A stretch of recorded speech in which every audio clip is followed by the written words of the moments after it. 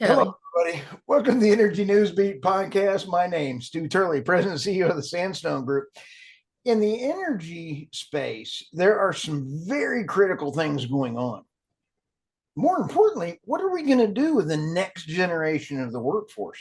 How is even the energy transition going to happen if nobody's actually there?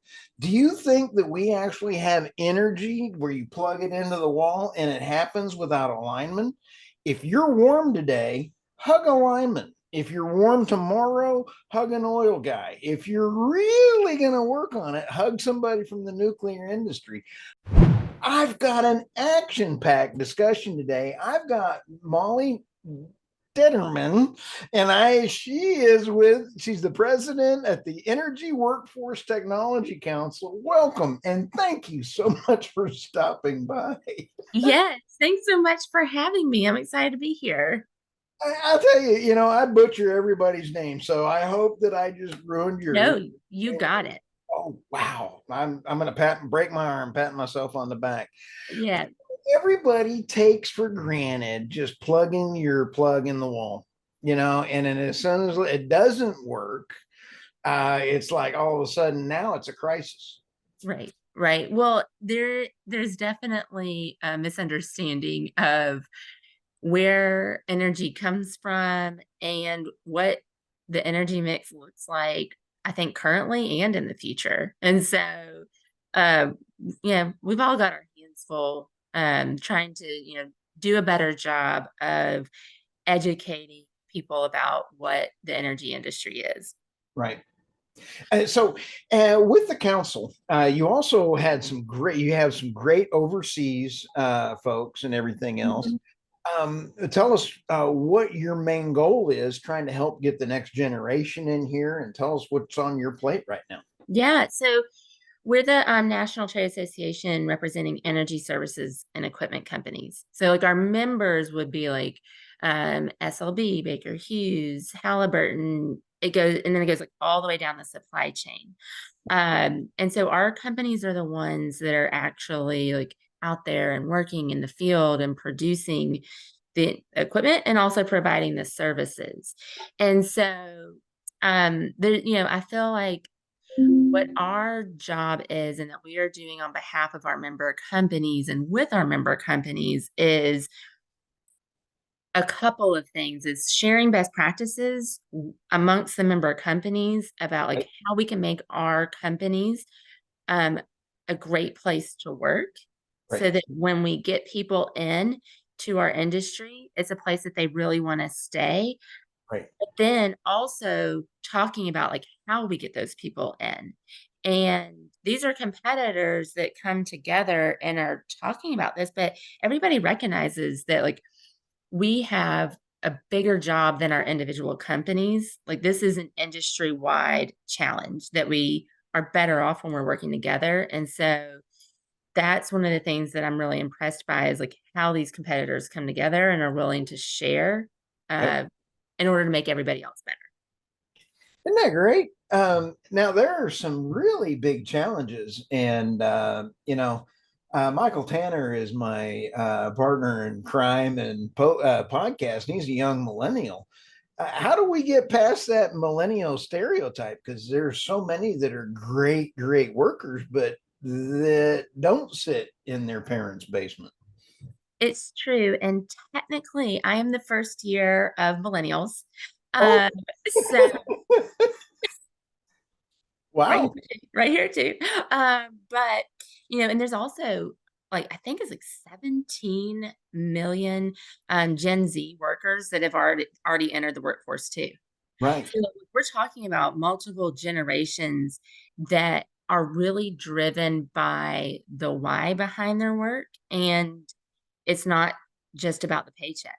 And I would say even more so with Gen Z, we're seeing that they are willing to take a lower salary to do like what fits their lifestyle.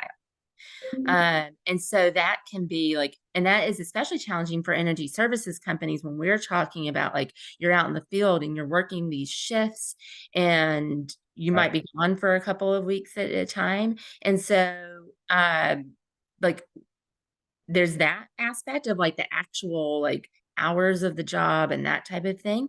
But then there's like the values alignment. And so when there's a misperception about our industry, as there is, Right. um, that's a hurdle that we have to overcome, because we know that this is a great place to work. If you want to be part of a lower carbon future, this is the industry to be a part of. Like, you can be Right. part of solving complex challenges, but we have to communicate that the values align. And I think that they are shocked to learn that the oil and gas industry values align with their values when it comes to sustainability or even like the cultural things. Um, but we do align, but we have to communicate that. So it's like this big communications barrier that we have to work on. Boy, you just opened up, Molly. You just opened up a bunch of squirrels. I mean, you just walked over, opened up that cage, because all of a sudden we find out that we have to have oil and gas. And Yes. over in Dubai in COP 28, they said, here's COP 28. I mean, I'm bringing up some really ugly points here, but when you have Kerry over there, he flies over on his personal jet, and then you have the head of the UAE and COP 28 is an oil guy.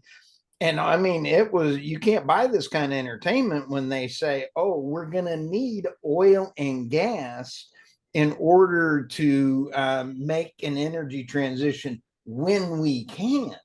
Right. Now, I'm sorry. I love being a Texacan because oil and gas folks love the environment. You can love the environment and Absolutely. still be in oil and gas and know that you have Schlumberger, you have all of the great folks that are doing oil field service are some of the best ecological ESG folks on the planet. I'm I'm sorry for saying that, but they are.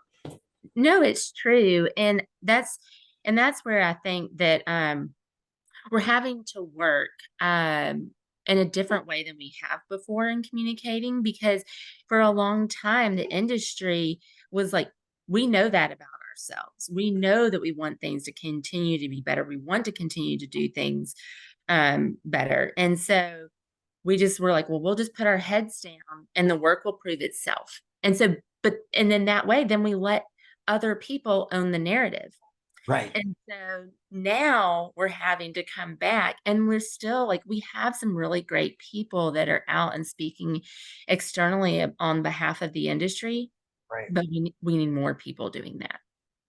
Do you think that, what I'm finding in this, Molly, this sounds kind of weird, but I think the only reason that, besides being a game show host, in my former life, Right.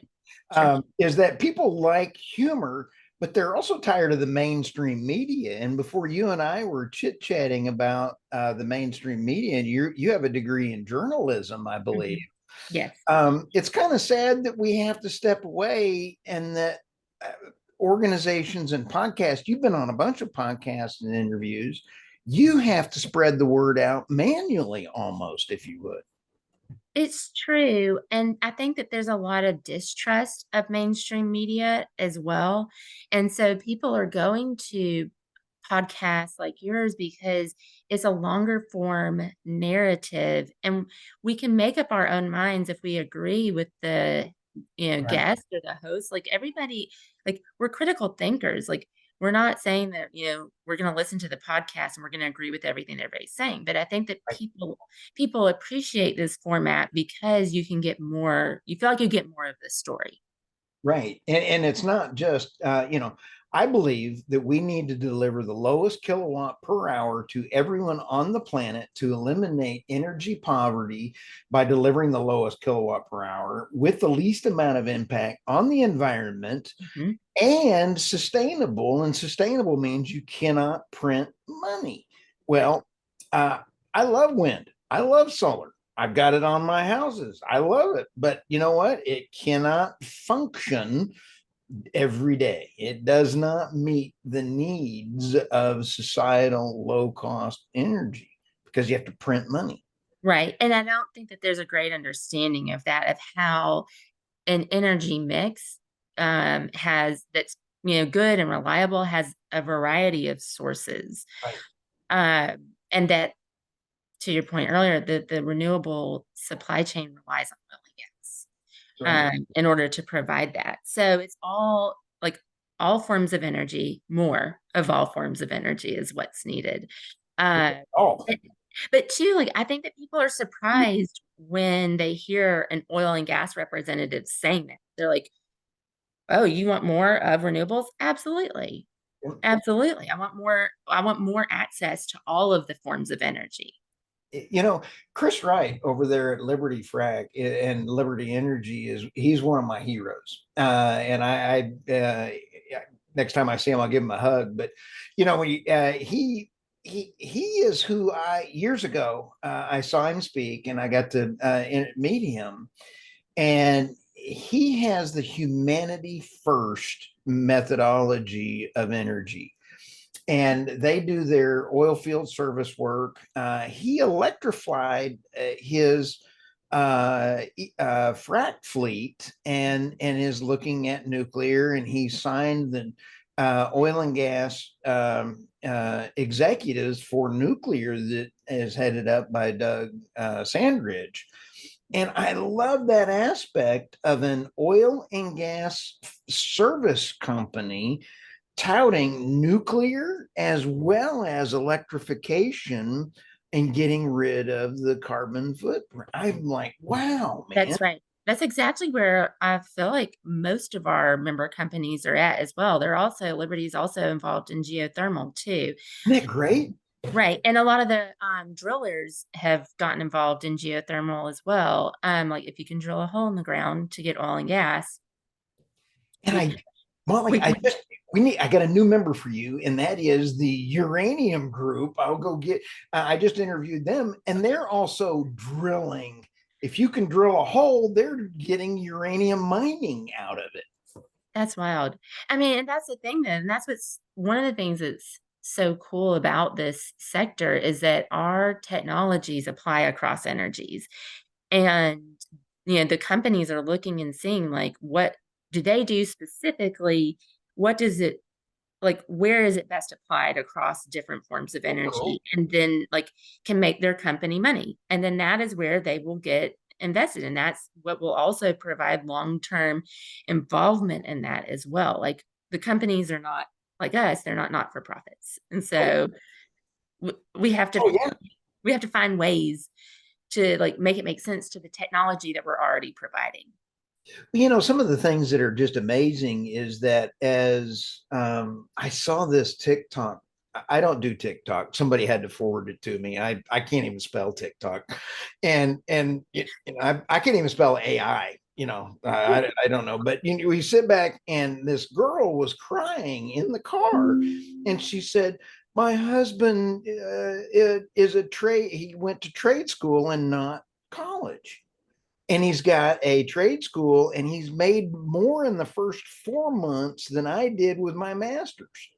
There's a Mm. lot to be said for having a trade skill.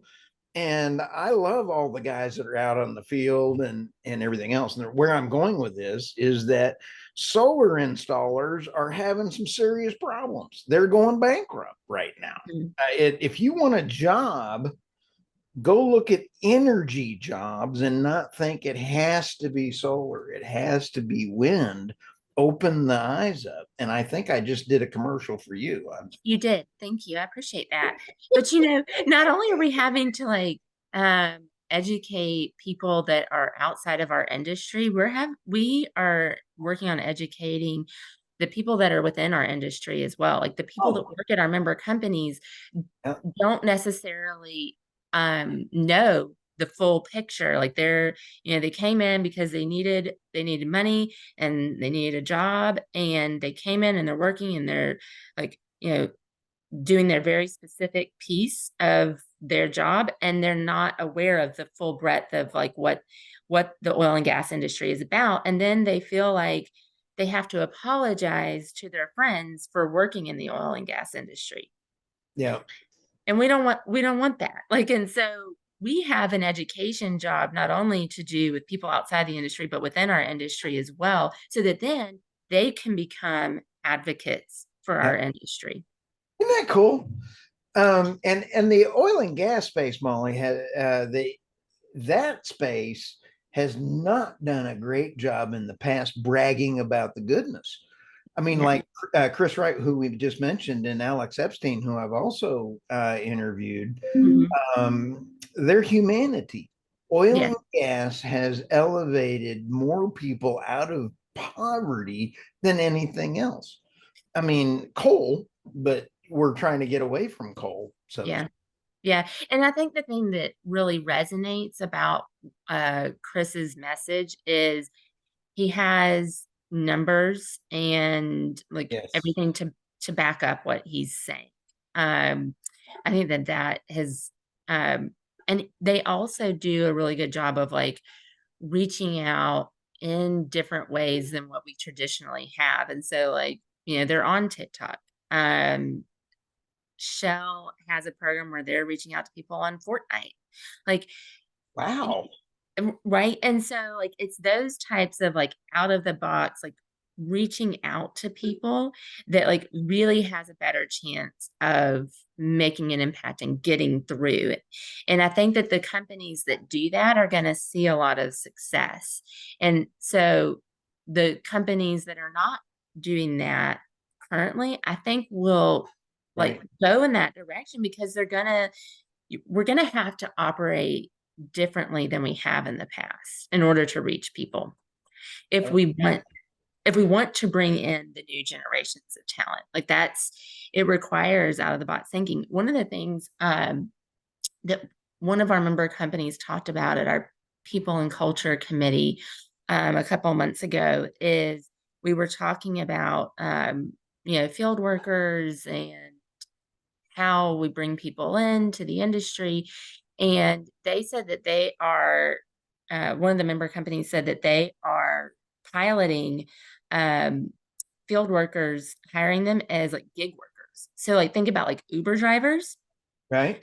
As long as they have technical competencies that they can pass, that Right. they can come in and out and work as they want to, and I thought, how would this work? Like, don't y'all need consistency? But they have been able to find enough people that want to do that in the region where they've been testing it, that it's been working. They said the only downside that they've seen so far is there's been some additional administrative costs that they didn't project, but that it's not, the issue has not been that it's like not working. Like, it's So, been working. And so the other member companies are like, oh my gosh, that's amazing, like, tell me more. And they've been willing to share. And so some of the wow. other member companies have been taking that back and looking at like trying it.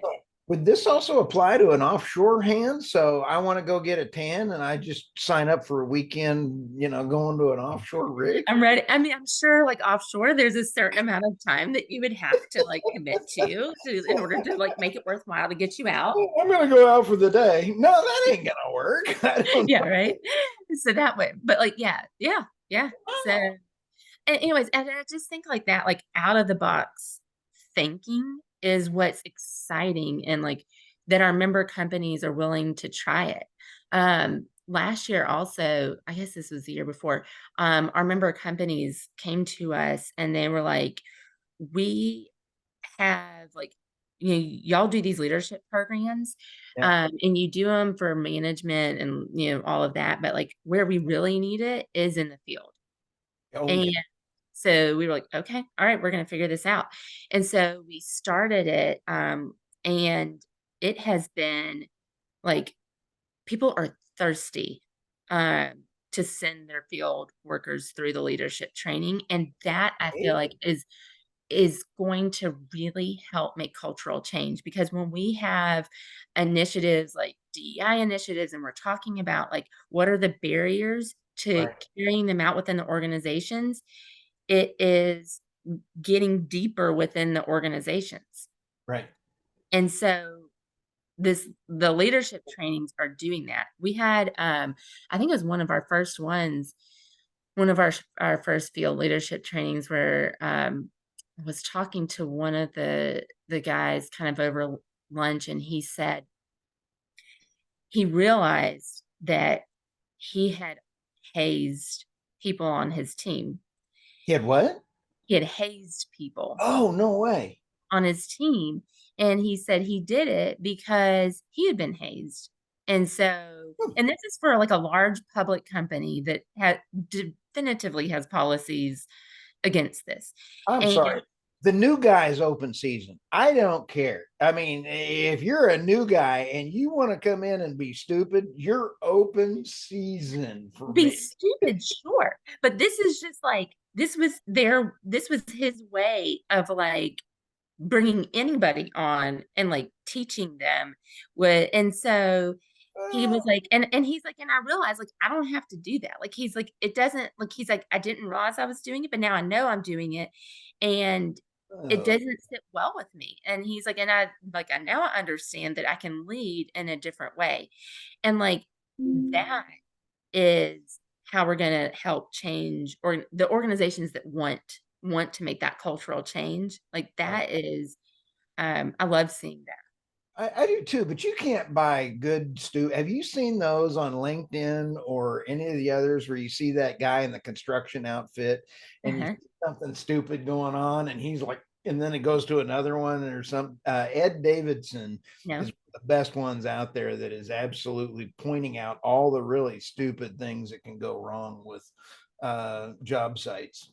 And right. Well, and you don't, like, everybody wants to go home safe. Everybody like, and you don't want for people to feel unsafe or do stupid things on the job.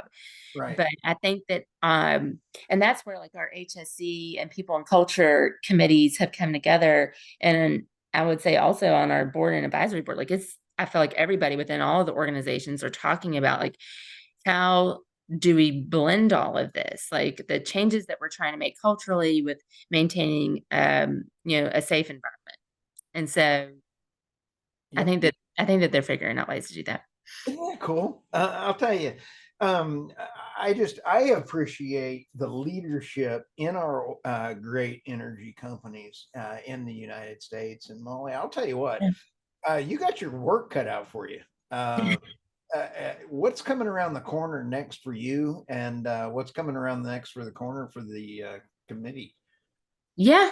I think that we've really been focused on, changing the narrative around the oil and gas industry, and aligning like what our message is. And so I think we've really kind of honed in on what that is, Okay. and are now taking that forward. And so, like I mentioned earlier, like helping our workforce to become ambassadors for the industry and giving them actual tools. And then, um, and then also continuing to message that externally. Who would be the next victims? Excuse me. I mean, people that you would want to either, sorry, who are Mm-mm. the next folks, victims, if you would, that are you're trying to reach? Are you trying to reach also the Schlumbergers of the world, or are you trying to also get to raw workers? Who is your reach trying to get to? So we have access to companies like SLB and all those. Like those are our member companies that are on our board, and those are the ones that are leading the direction of the association.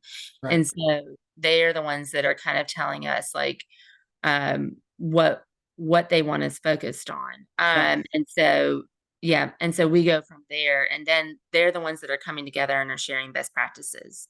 Well, Uh, that sounds great. I'll tell you, I enjoy talking to everyone. So if you ever need to get a story out with any of them, I would love to do that and interview both of you as well too. So, okay. Molly, and your website for the Energy Workforce and Technology Council, I will. It's I'll have it in the show notes as well. But what is it? Just off the. Energyworkforce.org. Okay. Oh, hey, that was easy. Even I could do that one. Wow. And you're on LinkedIn, Molly, and I will have that in the show notes as well too. Is there any other way folks can follow you or reach out to you?